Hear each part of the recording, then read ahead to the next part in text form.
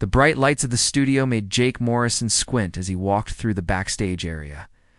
He could hear the alien crowd making strange sounds in the main theater.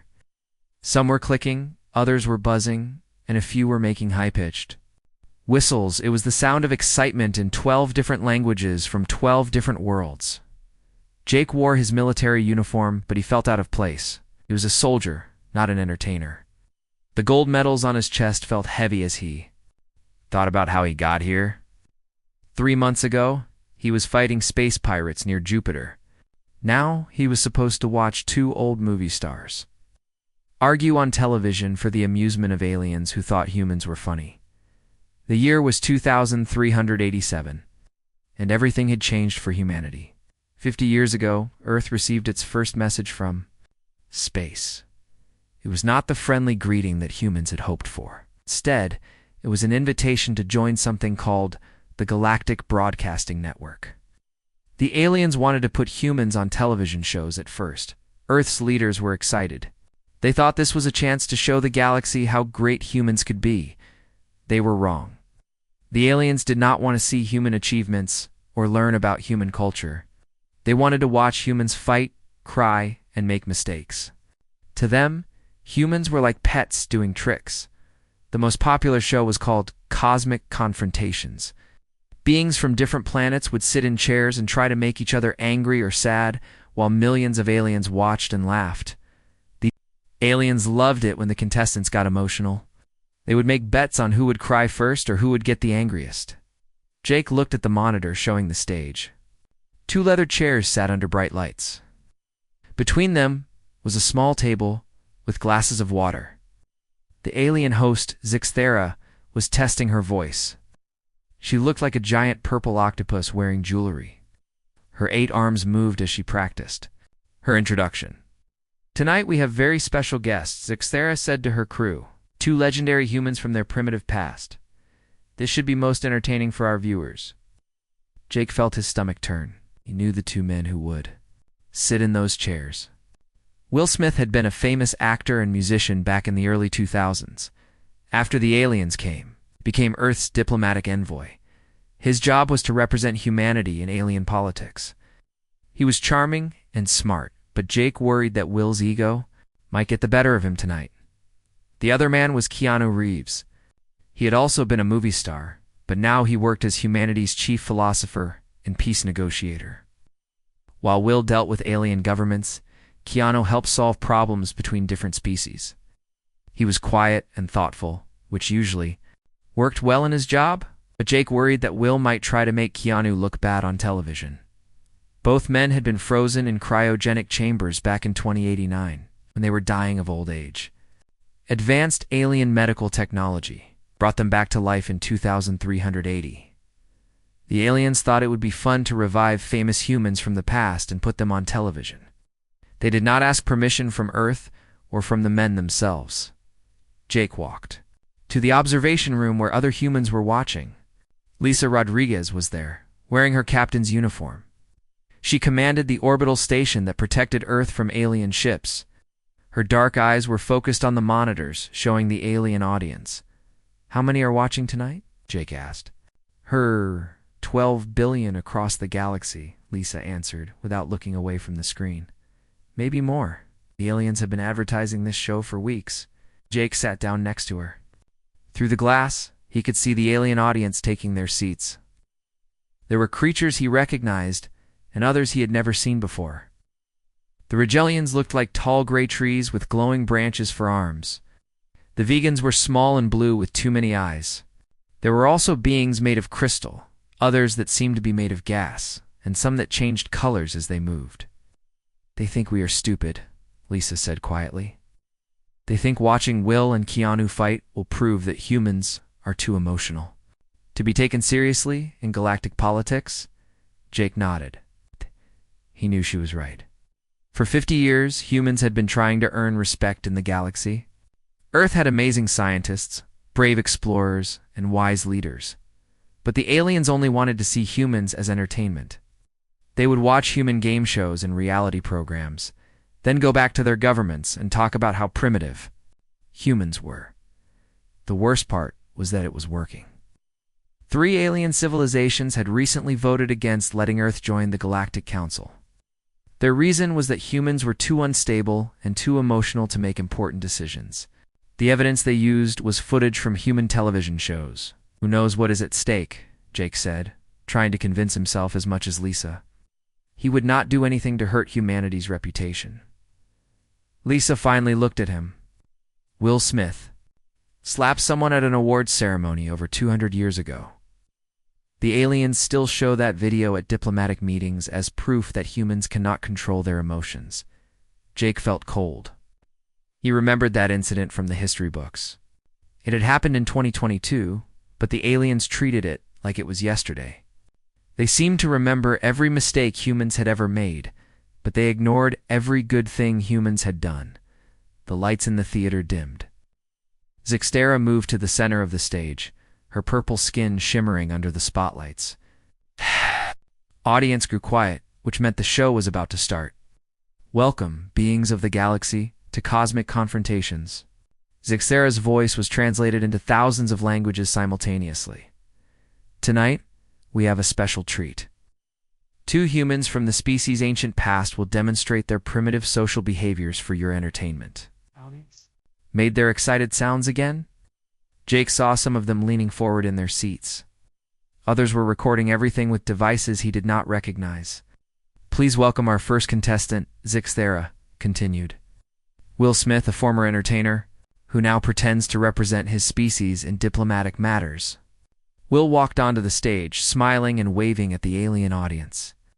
He wore a dark suit and moved with the confidence Jake remembered from his old movies. The aliens made approving sounds. They liked Will because he was dramatic and unpredictable. Our second contestant, Zixtera, announced Keanu Reeves, another former entertainer who now believes he is a philosopher. Keanu entered from the other side of the stage. He wore simple clothes and walked calmly to his chair. He did not wave or smile at the audience. The aliens made different sounds now, sounds that seemed less enthusiastic. Jake realized they found Keanu boring. As both men sat down, Jake felt the weight of humanity's future pressing down on him. In the next hour, these 2 men would either help humanity earn respect in the galaxy or confirm every negative thing the aliens believed about. His species, the show was about to begin. Zixtera moved between the 2 chairs like a predator circling its prey. Her 8 purple arms gestured dramatically as she spoke to the alien audience. Today we will see the true nature of human behavior, she announced. These creatures claim to be civilized, but we know better. Watch as their primitive emotions take control. Will Smith sat in his chair, looking comfortable under the bright lights. He had performed in front of cameras for most of his life, and this felt familiar too. Him. He smiled at the alien audience, and some of them made chirping sounds that meant they were pleased. Keanu Reeves sat quietly in the other chair. His hands rested on his knees, and his breathing was steady. He looked like he was meditating, which made some of the aliens shift impatiently in their seats. They wanted drama, not calmness. Jake Morrison watched from the observation room, his fists clenched. Lisa Rodriguez stood beside him, her face tight with worry. They both knew that billions of aliens across the galaxy were watching this moment. Us begin with a simple question, Zixtera said, pointing one of her arms at Will. Tell us about your fellow human. What do you really think of Keanu Reeves? Will's smile grew wider. He looked at Keanu, then back at the alien audience. Jake felt his heart sink. He recognized that look. It was the same expression Will had worn in his old movies when he was about to say something he thought was clever. Well, Zixtera, Will said, using his most charming voice, Keanu here has built quite a reputation for himself. The wise philosopher, the peaceful negotiator, the man who never gets angry or upset about anything. The alien audience made interested sounds.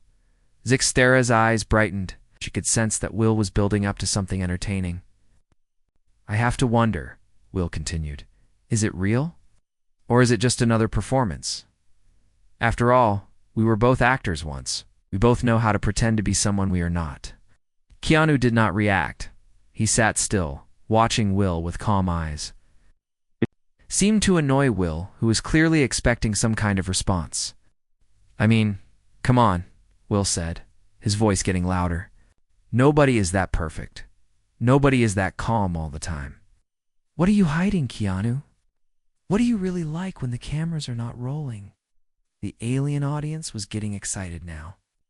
The Regellians were glowing brighter, which meant they were happy. The vegans were making clicking sounds with their mouths. Even the crystal beings were changing colors rapidly, showing their interest. In the observation room, Jake felt sick. He is doing exactly what they want, he said to Lisa. He is making us look like we cannot get along. Lisa nodded grimly. The Centauri Alliance representatives are in the front row. They have been looking for an excuse to vote against our membership in the Galactic Council. This is perfect for them. On stage, Will was getting more aggressive. He leaned forward. In his chair, pointing at Keanu, you know what I think? I think you are a fake. I think this whole Zen Master act is just that. An act. You hide behind pretty words and philosophical nonsense because you are afraid to show who you really are. Zixthera clapped her hands together. Excellent. Now we are seeing true human nature. Tell us more about your species' tendency toward conflict. Will stood up from his chair and began pacing back and forth. The alien audience was loving it. They made sounds of approval and excitement. Some of them were recording everything with their devices. You want to know about Keanu Reeves? Will said, his voice echoing through the theater. He failed at everything he tried to do in his first life. Failed relationships, failed investments, failed attempts at being a serious actor. And now he gets a second chance. And what does he do? Pretends to be wise. Jake could not watch anymore. He started to leave the observation room, but Lisa grabbed his arm. Stay, she said. Someone needs to witness this. Will continued his attack. The aliens brought us back to life, and Keanu decides he is going to be humanity's spiritual leader. But what qualifications does he have? What makes him better than any other human? Nothing. He is just good at sitting quietly and saying things that sound deep but mean nothing. The alien audience was in a frenzy now. They were making so much noise that Zixthera had to gesture for them to quiet down.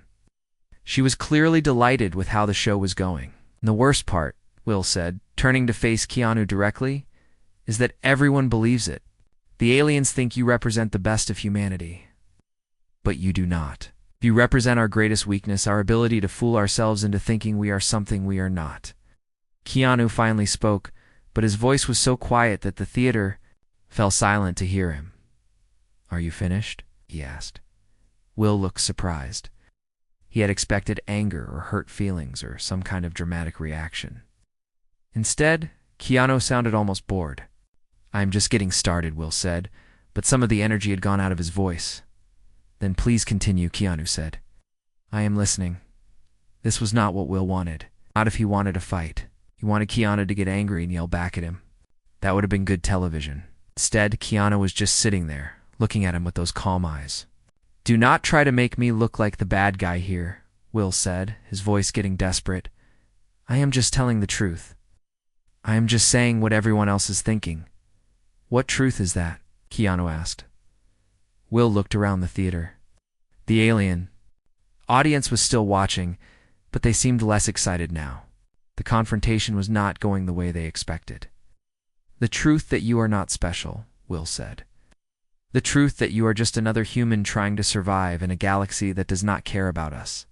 The truth that all your philosophy and wisdom is just a way to hide from reality. Keanu nodded slowly. And what reality is that? That we are nothing, Will shouted.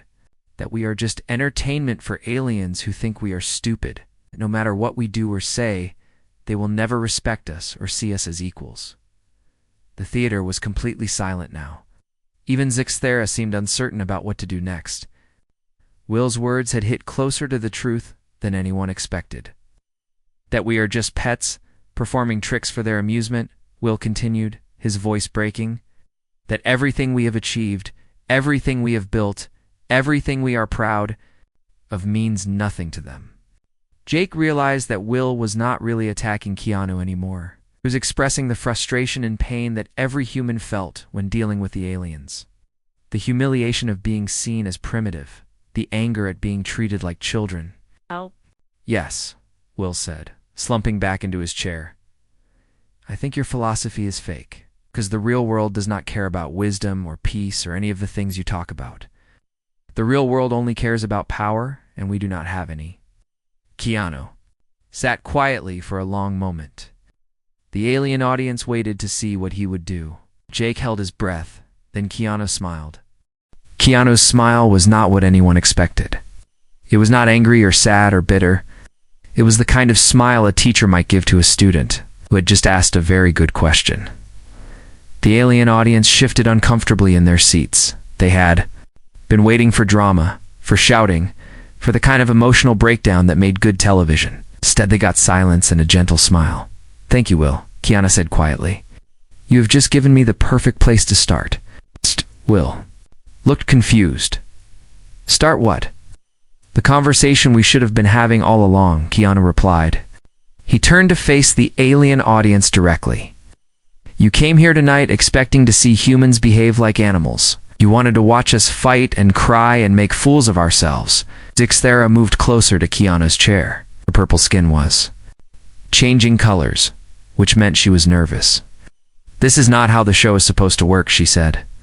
"No," Keanu agreed. "It is not. But maybe it is time for a different kind of show." Jake Morrison leaned forward in the observation room. Something was happening, something he had not expected. Lisa Rodriguez was watching the monitors with wide eyes. "What is he doing?" she whispered. On stage, Keanu stood up from his chair. He walked to the center of the theater, looking out at the hundreds of alien beings watching him. "Will is right about one thing," Keanu said. "You do see us as entertainment. You think we are primitive and emotional and weak? You laugh at us and make bets on how we will behave?" The alien audience was completely silent now. This was not what they had paid to see. "But there is something you do not know about humans," Keanu continued. "Something your governments have been very careful not to tell you." Zixthera tried to interrupt. "Perhaps we should take a commercial break." "No," Keanu said firmly. "We are going to finish this conversation." He walked closer to the audience. A group of Reguline officials in the front row leaned back in their seats. They looked uncomfortable. "You think humans are young and stupid," Keanu said. "You think we just learned to travel between stars. You think we are new to science and technology and exploration." A vegan delegate made a chittering sound that meant agreement. "But what if I told you that is not true?" Keanu asked. "What if I told you that humans have been changing your lives for the past century, and you never even knew it?" The theater was so quiet that Jake could hear the air conditioning systems running. Every alien eye, antenna, and sensor was focused on Keanu. "Let me tell you about the Regelian warp drive," Keanu said, looking directly at the tree-like aliens in the front row. "The technology that lets your ships travel faster than light. The technology that your civilization claims to have invented 50 years ago." The Reguline officials were glowing dimly now, which meant they were afraid. The mathematical principles behind that drive were first discovered by a human physicist named Dr. Alina Chin in 2341. She was working on theoretical space-time manipulation. At the Human Research Institute on Mars, your scientists found her published papers and used them to build your engines. One of the Reguline officials stood up. "That is impossible. Our scientists developed that technology independently." Keanu smiled again. "Did they? Then why does the quantum resonance frequency in your drive systems match exactly the frequency Dr. Chen calculated in her original equations?" The official sat down quickly. Other aliens in the audience were making worried sounds. "Or perhaps we should talk about the universal translator system," Keanu continued, walking to another section of the audience. "The device that lets all of us understand each other right now. The vegan confederacy claims they invented it." The blue aliens with too many eyes shifted nervously in their seats. "But the language processing algorithms that make it work were developed by human linguists in 2378. Dr. Marcus Johnson and his team at the Earth Language Institute created the first truly universal communication protocol. Your version is just a copy of their work." A vegan minister jumped to her feet. "Our translators are based on completely different principles." "Are they?" Keanu asked. "Then why do they use the same syntactic parsing methods that Dr. Johnson described in his research? Why do they rely on the same contextual analysis patterns?" The minister did not answer. She sat down and avoided looking at Keanu. In the observation room, Jake was staring at the monitors in amazement. "How does he know all this?" he asked Lisa. "I think he has been preparing for this moment for a long time," she replied. On stage, Keanu was just getting started. He walked to the center of the theater again, addressing the entire alien audience. "Let me tell you about the medical technology that is keeping half of you alive right now," he said. "The cellular regeneration treatments that extend your lifespans. The genetic therapy that cures your diseases. The surgical techniques that repair your injuries." The aliens were getting more agitated now. Some of them were trying to leave, but the theater doors had been locked for the broadcast. "All of it," Keanu continued. "Every single breakthrough in galactic medicine in the past 60 years comes from human research. Dr. Sarah Martinez and her team developed cellular regeneration in 2350. Dr. Kevin Brown created the first successful genetic therapy protocols in 2365. Dr. Jennifer Kim invented the microsurgical techniques your doctors use every day." A crystalline being near the back of the theater spoke in a voice like breaking glass. "Even if this were true, which it is not, it would not matter. Humans are still inferior beings." Keanu looked at the crystal creature. "Inferior? Let me tell you what inferior means. Inferior means taking someone else's discoveries and claiming them as your own. Inferior means being so dependent on another species' innovations that you cannot survive without them." The crystal being fell silent. "You want to know the real reason your governments treat humans like entertainment?" Keanu asked the entire audience. "It is not because we are primitive. It is because they are terrified of what would happen if you knew the truth." Sarah tried one more time to end the show. "I think we should. The truth," Keanu said, raising his voice, "is that your civilizations have become completely dependent on human creativity and innovation. The truth is that we are not your entertainment. We are your secret weapon against stagnation and decline." The alien audience was in chaos now. Some were arguing with each other in their various languages. Others were trying to contact their governments.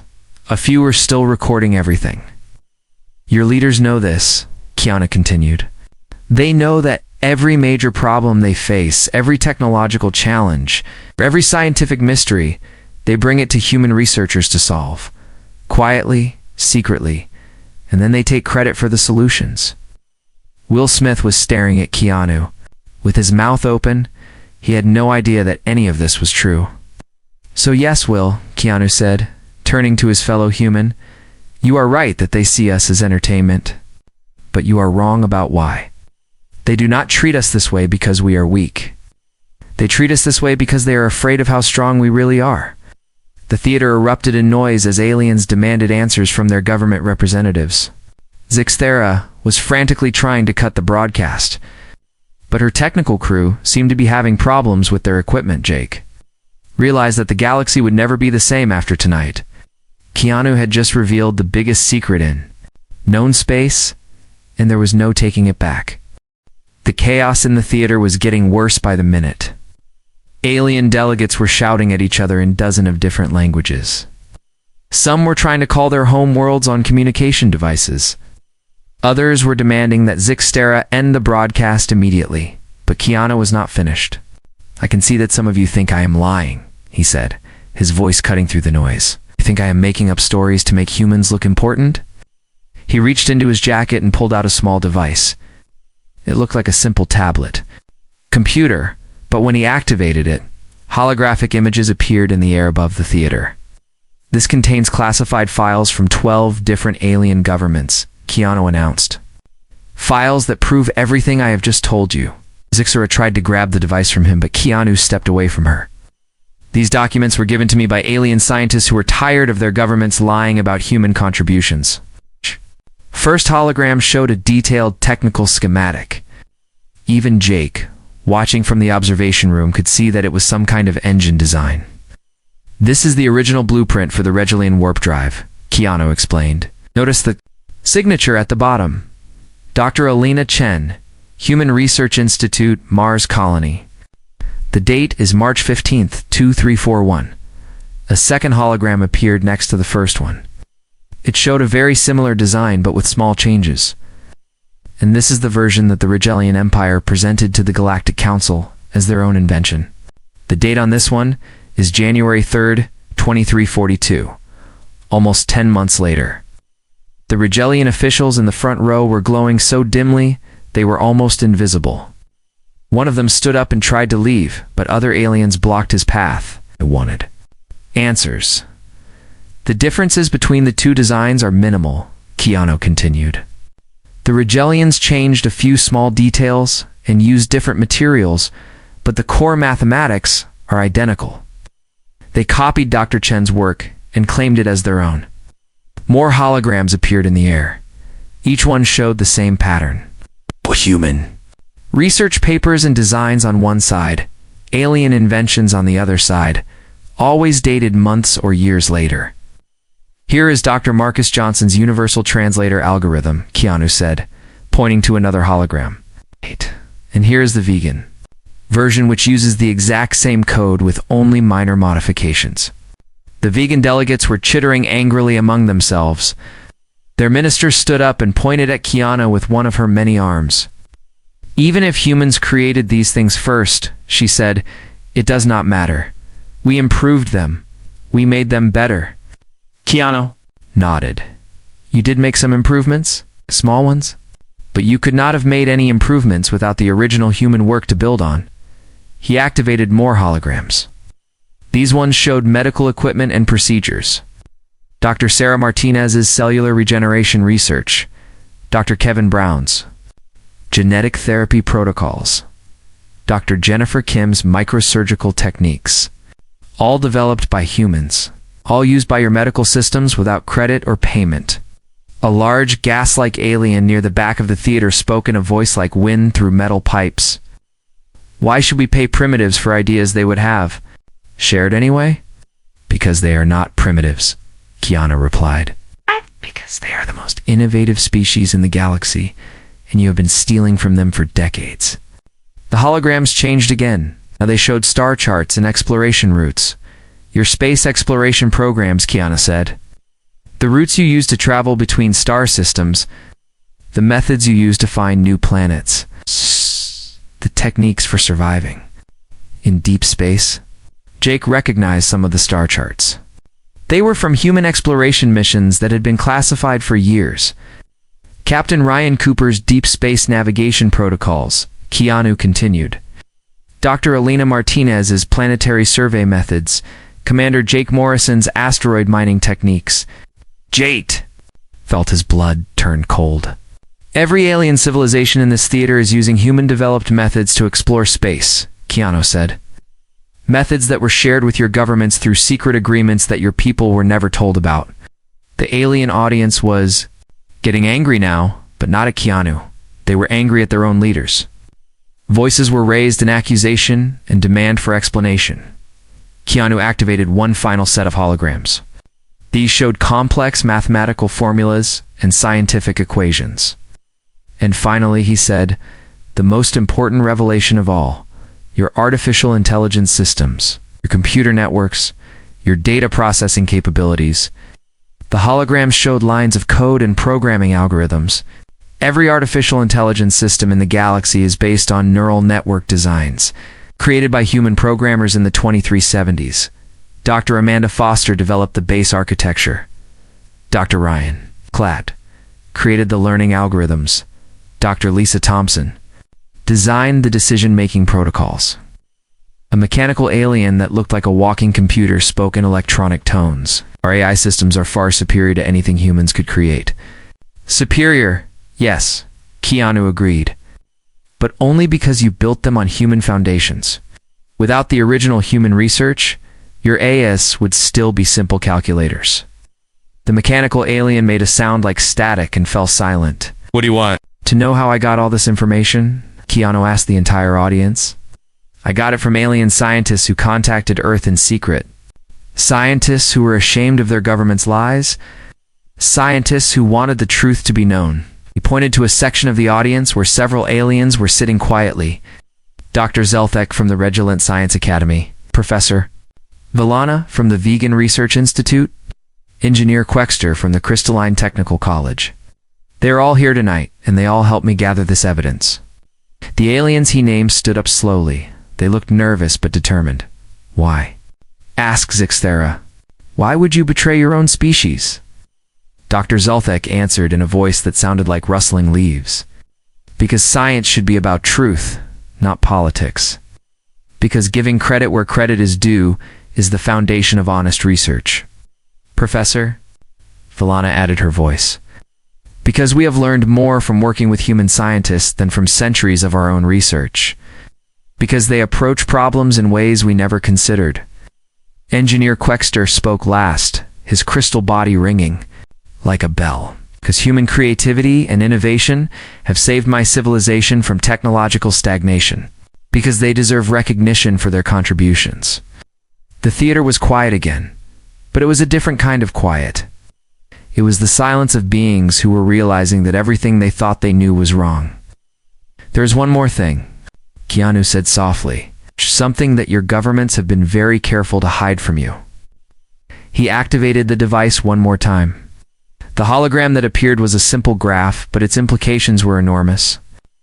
This shows the rate of technological advancement in galactic civilization over the past century, Keanu explained. Ow. Notice the sharp increase that begins in 2330. That is when your governments began secretly working with human researchers. The graph was clear. Before 2330, technological progress in the galaxy had been slow and steady. After 2330, it had accelerated dramatically. Without human innovation, Keanu said, your civilizations would still be using technology from 100 years ago. You would still be dying from diseases that are now easily cured. You would still be limited to slow space travel and primitive communication systems. Will Smith finally found his voice. How long have you known all this? Keanu looked at his fellow human. I have known pieces of it for years. But it was only when these alien scientists contacted me that I learned the full scope of the deception. The alien audience was in complete chaos now. Government officials were trying to escape while citizens demanded answers. Some were calling for investigations, others were calling for their leaders to be removed from power. The question now, Keanu said, raising his voice above the noise, is what happens next. Do your civilizations continue to lie and steal from humanity? Or do you finally give humans the respect and recognition they deserve? The broadcast signal suddenly cut out. The theater went dark, but it was too late. 12 billion beings across. The galaxy had heard the truth, and there was no way to take it back. The moment the broadcast ended, chaos erupted across the galaxy. In the observation room, Jake Morrison watched emergency alerts flooding the communication systems. Every human military base, research station, and diplomatic outpost was receiving urgent messages from alien governments. Lisa, look at this, Jake said, pointing to one of the monitors. The Regalian Empire is demanding immediate talks with Earth's government. Lisa Rodriguez was reading another message. The Vegan Confederacy is threatening to cut all trade agreements unless we deny everything, Keanu said. And the Crystalline Coalition wants to verify the claims immediately, Jake added, reading over her shoulder. More messages kept arriving. Some were angry demands for explanations. Others were desperate requests for continued cooperation. A few were threats of military action if humans stopped sharing their technology. On Earth, President Karen Williams was in an emergency meeting with her cabinet. The president had been woken up at 3 in the morning when the broadcast began. Now she was trying to figure out how to handle the biggest diplomatic crisis in human history. How much of what Keanu said was true? She asked General Robert Hayes, the head of Earth's military forces. All of it, the general replied grimly. We have been sharing our research with alien governments for decades. The agreements were classified. At the highest levels, Secretary of State Michelle Carter looked pale. The aliens are going crazy. Half of them are denying everything. The other half are admitting it, but claiming they improved our work so much that it does not matter. What about our people on alien worlds? The president asked. Dr. Elena Martinez reports that her research facility on the Regalian homeworld has been surrounded by protesters. General Hayes said, they are demanding she prove that humans really developed the technologies Keanu talked about. Meanwhile, across the galaxy, ordinary alien citizens were demanding answers from their leaders. On the vegan homeworld, millions of blue creatures filled the streets outside government buildings. They wanted to know why their leaders had lied to them about human intelligence. The Rigelian Science Academy was in emergency session. Dr. Zelfek, who had helped Keanu gather evidence, was explaining to his colleagues how human research had revolutionized their technology. For 50 years, we have been telling our people that humans are primitive, he said to the assembled scientists. But in private, we have been begging human researchers to solve our problems. On the crystalline homeworld, Engineer Quexter was facing a tribunal of his peers. They wanted to know why he had betrayed his government by helping Keanu. I did not betray anyone, he said, his crystal body ringing with determination. I revealed the truth. Human innovation has saved our civilization from technological stagnation. They deserve credit for that. Back on Earth, Jake received an urgent message from Captain Ryan Cooper, who was commanding a human exploration ship near the galactic border. Jake, you need to see this, Ryan's message said. 3 different alien fleets are heading toward human space. They're not responding to our communications. Jake felt his stomach drop. Are they attacking? I do not think so, Ryan replied. Their formation suggests they are coming to negotiate, not fight. But they are all heavily armed. Lisa was monitoring communications from other parts of the galaxy. It is the same everywhere, she said. Alien governments are mobilizing their fleets and heading toward human territories. Are we under attack? Jake asked. No, Lisa said, reading the intercepted alien communications. They are coming to make deals. Every alien civilization wants to secure their access to human technology before their competitors do. On the entertainment network, Zixthera was trying to explain to her alien viewers what had happened. Her purple skin was pale with stress. The show was supposed to demonstrate human emotional instability, she said to the camera. Instead, it revealed information that has shocked the entire galaxy. Her network was receiving millions of calls from alien viewers. Some were angry about being lied to by their governments. Others were demanding more information about human capabilities. Will Smith and Keanu Reeves were still on the space station, where the show had been filmed. Will was sitting in a chair, staring at a wall. I had no idea, he said to Keanu. I thought we really were just entertainment to them. We were entertainment, Keanu replied. But we were also their secret weapon. They just did not want anyone to know about it. Why did you do it? Will asked. Why did you reveal everything? Keanu looked out at the stars through a window. Because living a lie was killing us. Because humans deserve better than being treated like pets. Because the truth needed to be told. Meanwhile, Dr. Elena Martinez was dealing with the immediate aftermath of the revelations. Her research facility on the Regalian homeworld was surrounded by protesters, but they were not angry protesters. They were grateful protesters. Thank you for saving our children, one Regalian parent said to her. The medical technology you developed has cured diseases that killed thousands of our young ones every year. Other Regalians were bringing gifts and flowers. They had learned that human research had improved their lives in countless ways, and they wanted to show their appreciation. Why did our government hide this from us? A young Regalian asked Dr. Martinez. Because they were afraid, she replied. Afraid that if you knew how much you depended on human innovation, you might start thinking of humans as equals instead of entertainment. Similar scenes were playing out across the galaxy. On the vegan homeworld, citizens were thanking human scientists for developing the communication technology that allowed different vegan subspecies to understand each other for the first time in centuries. On the crystalline world, humans who had been working in secret research facilities were suddenly being treated like celebrities. Citizens who had never spoken to a human before were lining up to meet the scientists who had solved their energy crisis. But not all the reactions were positive.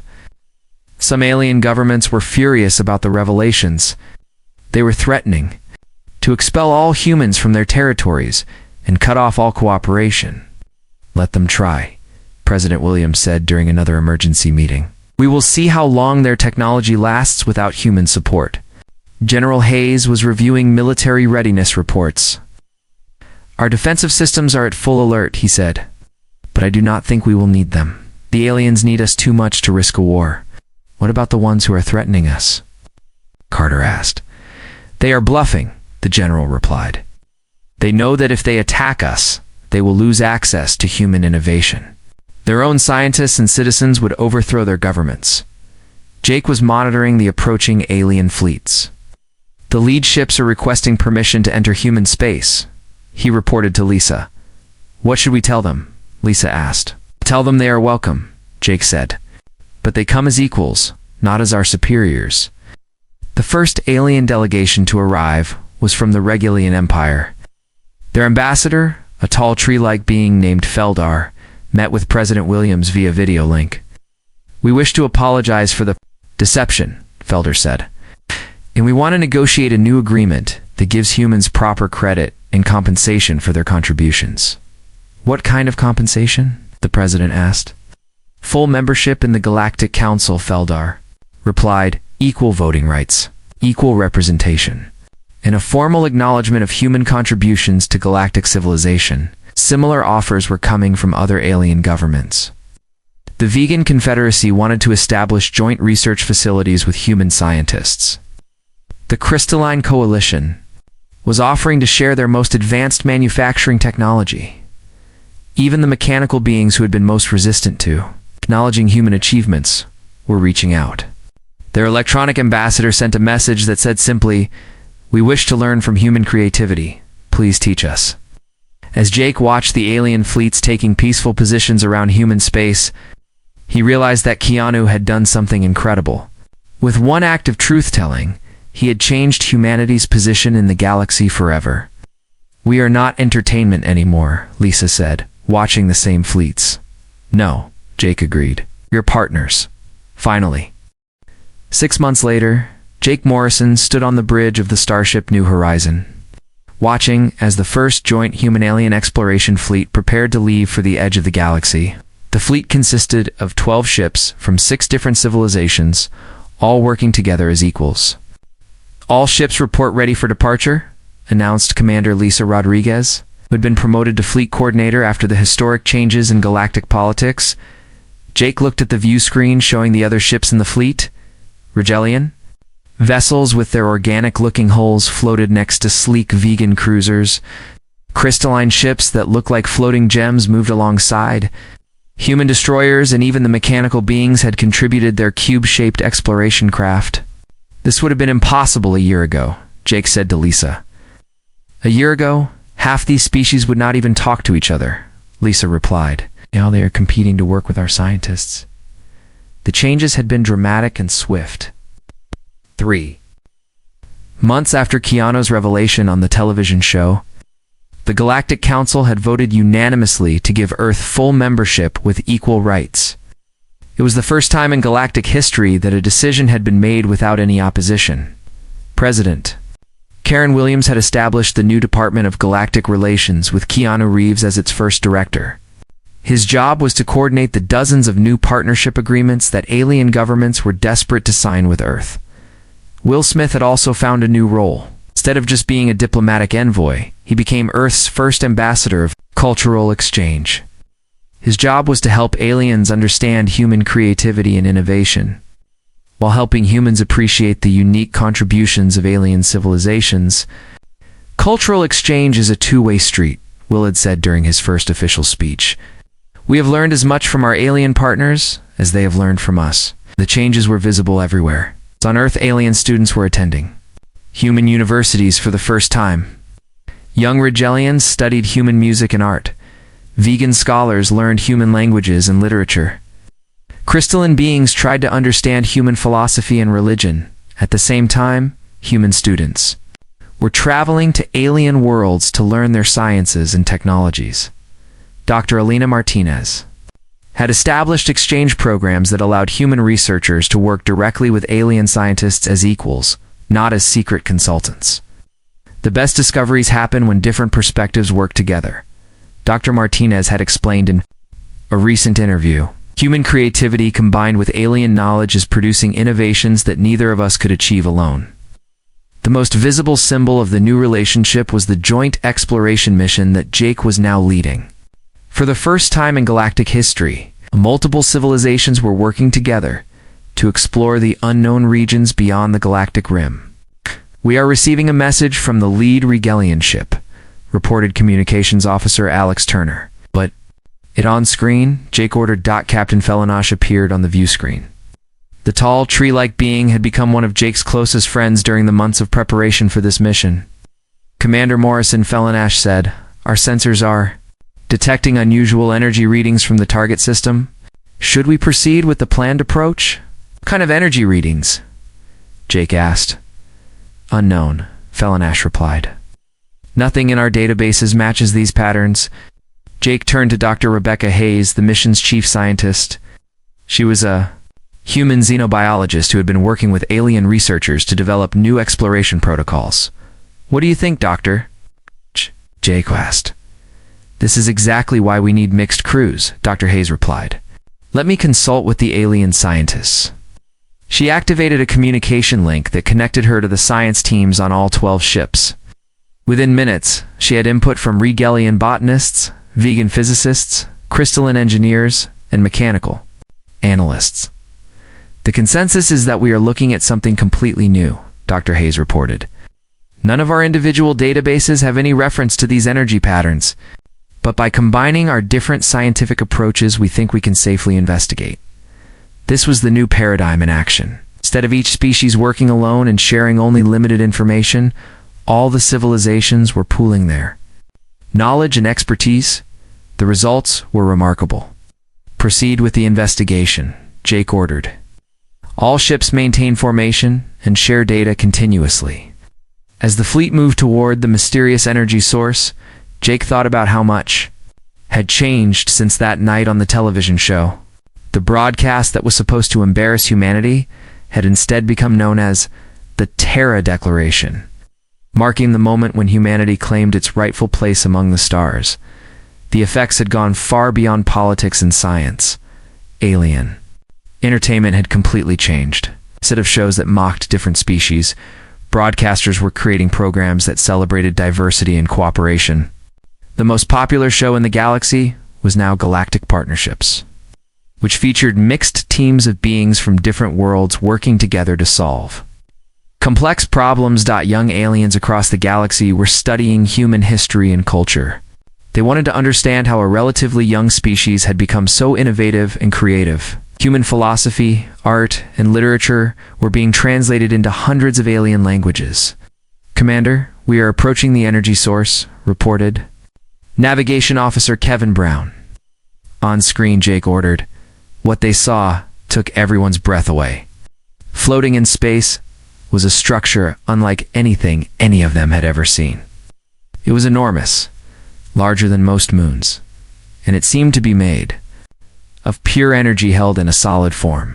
"My God," whispered Dr. Hayes. "It is beautiful." The structure pulsed with colors that shifted and changed in patterns that seemed almost alive. It was clearly artificial, but it was unlike anything any known civilization had ever built. "We are receiving signals from the structure," reported Alex Turner. "It appears to be some kind of communication attempt. Can we understand it?" Jake asked. Dr. Hayes worked with her multi-species team to analyze the signals. "It is extremely complex," she said. "But by combining human pattern recognition with Regalian organic analysis and vegan mathematical processing, we think we can begin to decode it." This was why the joint mission was so important. No single species would have been able to understand the signals alone. But by working together, they were making progress. "The signals appear to be an invitation," Dr. Hayes announced after an hour of analysis. "Whatever built this structure wants to meet us." Jake made a decision that would have been impossible under the old system. Instead of one species claiming the discovery for themselves, he opened a channel to all the ships in the fleet. "Oh, yes." "Is Commander Morrison to all vessels," he announced. "We have discovered something that belongs to all of us. Whatever we learn here, we learn together. Whatever we find, we share equally." The response was immediate and unanimous. Every species in the fleet agreed to share the discovery, and work together to understand it. As the first contact protocols began, Jake realized that humanity had not just earned respect in the galaxy. They had helped create something entirely new. A truly cooperative galactic civilization where different species work together as equals. Commander Dr. Hayes called out, excitement in her voice. The structure is responding to our combined signals. It is opening. Jake watched as the mysterious structure began to unfold, revealing chambers and passages that seemed designed for multiple species. Whoever had built it had been waiting for the galaxy to learn to work together. All ships prepare for the next phase of exploration, Jake announced. And remember, we go forward as one people, with many faces. The New Horizon led the fleet toward humanity's greatest adventure yet. Behind them, across the galaxy, billions of beings from dozens of worlds watched and celebrated together. The age of isolation and competition was over. The age of cooperation and shared discovery had begun. And it had all started with one man's decision to tell the truth on a television show that was supposed to be about conflict.